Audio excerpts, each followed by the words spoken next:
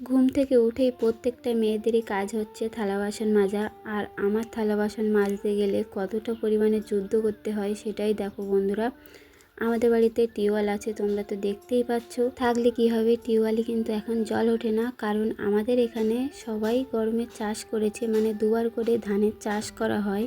তো সেই কারণে এই 4 মাস কলে একদমই জল ওঠে না, অনেকটাই কষ্ট করতে হয়। আর দেখো সকালে ঘুম থেকে উঠেই আমি কিন্তু পাশের বাড়ি মানে কাকিমাদের বাড়িতে মার্সেল বসানো আছে, কাকিমারা প্রত্যেকের জল দেয়, তো আমি জলটা ভরে রেখেছিলাম, সেই জলটা আগে নিয়ে আসলাম। নিয়ে এসে তারপরে দেখো জলটা কিন্তু ঢেলে নিয়েছি, ছোটো পাত্রে জলটা ঢেলে নিয়ে তারপর দেখো এক একে কিন্তু আমি থালা বাসনগুলো মেজে নিচ্ছি। আর এখন প্রায় সকাল 6টা বাজে।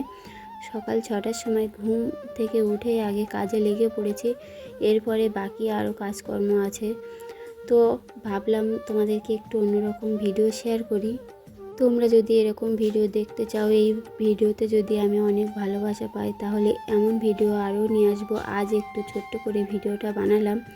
তো দেখো জলটা আমি অল্প অল্প করে ঢেলে নিয়ে তারপরে থালা বাসনগুলো মাজছি। আর দেখো বোতলটাকে রেখে দিলাম, এক সাইডে উল্টে পড়ে গেল, আবারও করে তুলে নিলাম।